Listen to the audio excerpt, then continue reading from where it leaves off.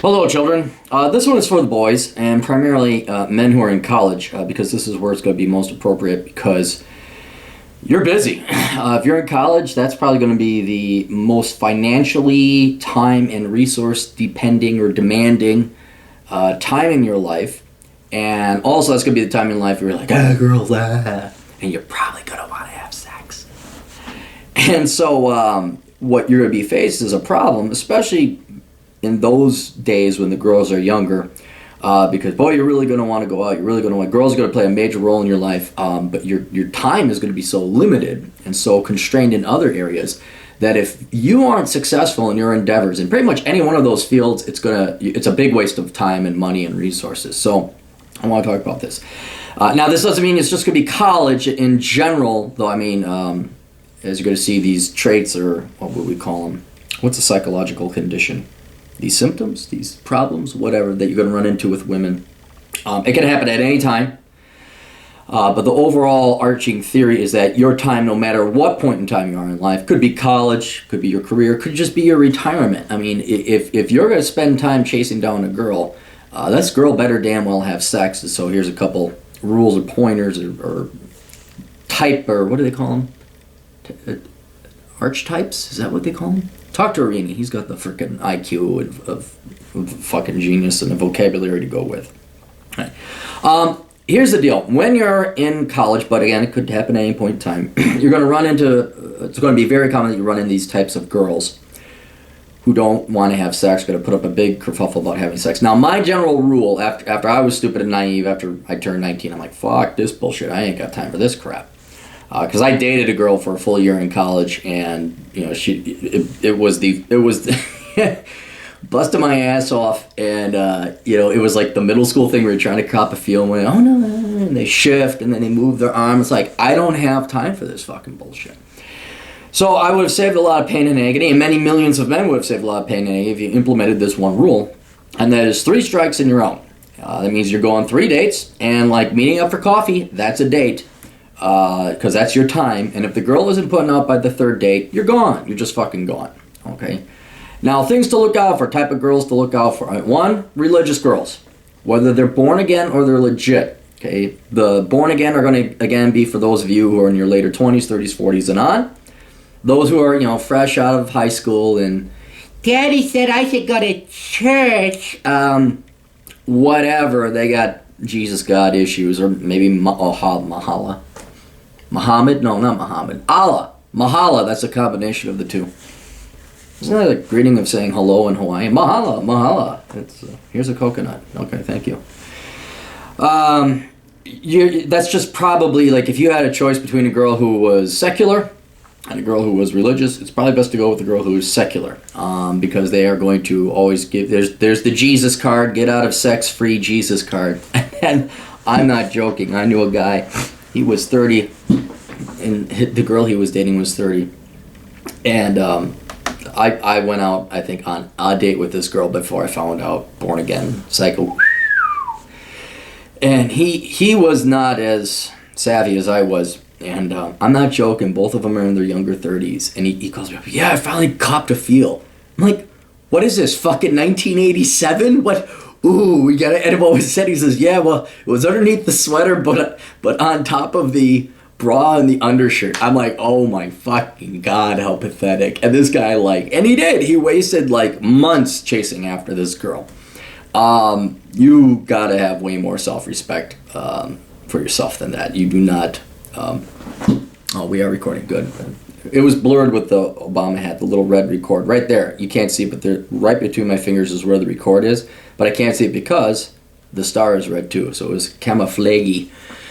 So I, in general, you don't bother with religion. I know there's a lot of locker room talk. Well, yeah, those are usually the sluttiest. Yeah, okay. That's on my empirical evidence, that empirical experience. That's like 2 out of 10, and you don't want, because one gal, I hate to keep telling stories, but it'll re-emphasize my point, tell you this isn't bullshit. I dated a preacher's daughter once, and he was the dean of a college. I remember it now. He was the dean of a college that I can't say, but it's one of the religious colleges out here in the Twin Cities. And She ended up having sex with her boyfriend in the church on campus, and then, oh no, okay, I take that. Well, then she cried, but then when we had sex, oh God, she got on the floor, cried, I forgot, I've sinned against you, crying for forgiveness. That was the freakiest, weirdest ass shit there ever was. You don't want, even if you could get sex, you typically don't want it from them. Then there are another group of girls who just don't like sex. You'll maybe try and say, well, I just don't like sex. Now, this is a big-ass red flag, because there's a, no matter where you go, no matter how dig you deep, there's a big-ass problem, all right? The first thing is, girls who don't like sex means they've had it and something bad happened in the past. And I ran into one gal who was physically abused, and that's, obviously, your heart should go out to them. But that still doesn't change the fact of the matter that that person's going to have huge issues with having sex. And you're not a therapist, and it's not your problem, and thank God there are other women out there. Not to besmirch or belittle that person. You feel sorry for that person. But they are out there. There are some sick asshole guys out there, and I won't go into the details of the story, but it was quite sad what happened with this girl. But I was like, I'm not equipped. I'm not a therapist, and frankly, my time is too valuable. Then there are girls who just really don't like sex. They don't like it. They weren't abused. They just don't like it. That's bad. And I'm not saying they even have a psychological problem. What I'm saying for you, it's bad because, let's say you really don't like split pea soup, and someone says, well, key to our foundational to our relationship is that you like split pea soup, and you have to have it once a week. I mean, you really, really hate split pea soup. I mean, that's pulling teeth, and your sex, not only is sex going to be infrequent, it's going to be viewed as a chore from this individual. They're not going to enjoy it. You're not going to enjoy it. So whether it was because of sick, twisted abuse or because I just don't like sex, it's like, I say the second is even worse, because then there's like, what is wrong with you? What? Yeah, orgasms. Ooh, we don't like chocolate or dachshunds or sunny days, or vacations, or money, and certainly not that nasty, gross orgasms. No, we don't want any of that shit. So you go run in the other direction. Another one, controlling girls. Some women may actually like sex, but they have a mental problem too, where they treat sex like a currency, and you have to earn it. It's just not given out freely. It's not fun for them. I mean, it might be fun, but they get more of a kick out of controlling it and extracting resources out of you. So you kind of know these guys, pussy whip. They take out the garbage, do this, do that. They attach all these strings. You know the guy. You all know the guy. Don't be that guy. Don't be that guy who's like begging and pleading for it. And if he does enough to make little princess happy, then she allows him access to the vajayjay. All right. Again. Not only do you not have time for that, you better have more damn self-respect than that as well. Finally, the girls who have no intention of sleeping with you, but use the prospect of having sex to get dinner dates out of you. And there are women out there, they've even written articles about it. There's a lot of women who what was the gal in New York? 90 dinner dates in 90 days or something like that. These girls, they'll give themselves away where I remember... Again, poor. I remember when Perkins was expensive. It is still a little pricey to my taste. I mean, it's kind of like, well, you can get a burger cheaper somewhere else. I can make them at home. But I remember this gal, and this was in college, she wanted me to take her to Perkins. Or I didn't know how else to tell her, but I really couldn't afford Perkins. But I went anyway. No one wanted to go to Applebee's or like a TGI Fridays, and I didn't have the money. But she insisted on going. I don't have them. I can't. I don't. It's and then I never heard from her again. Those are the type of gals who are using the allure, or the illusion rather, of sex to get dinner out of you. So, how can you tell these archetypes? Religious girls, they'll mention Jesus within the first week. You can ask, that's a polite question. Say, are you religious by chance? You go to church or anything? So that kind of a polite way to figure it out. Girls who just don't like sex, unfortunately, you're going to have to spend those 2 or 3 dates to find out until that moment in time comes, and then you find out the act is about to happen. No, I just don't like sex. It's like, oh, well, so you're going to waste your 3 dates and, what is it?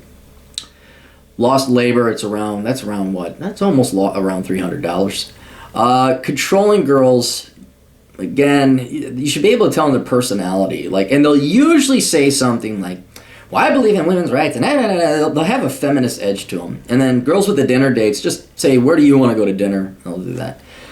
They'll expose themselves. So anyway, the larger point is, and there's other girls that just aren't going to have sex. It's really hard. The larger point is save you boys the time of not chasing after tail that you're never going to get, or it's going to be too dramatic and Jesus-filled and crying and weirdness that you don't want it.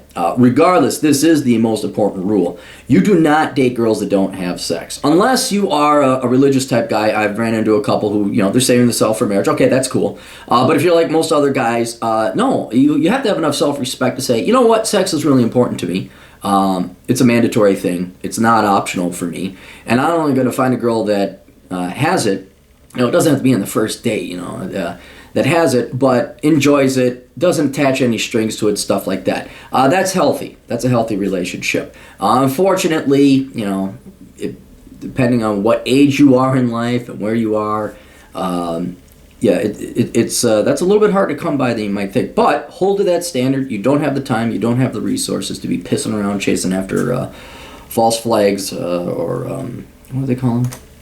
My vocabulary is shot. It's only like 10 a.m. and I just woke up. But so hopefully it helped you save some time, save some money, save some resources, and give that extra time, money, and resources to find a girl that actually is going to put out and enjoy it and have a good, healthy, sexy relationship. We'll see you. Bye.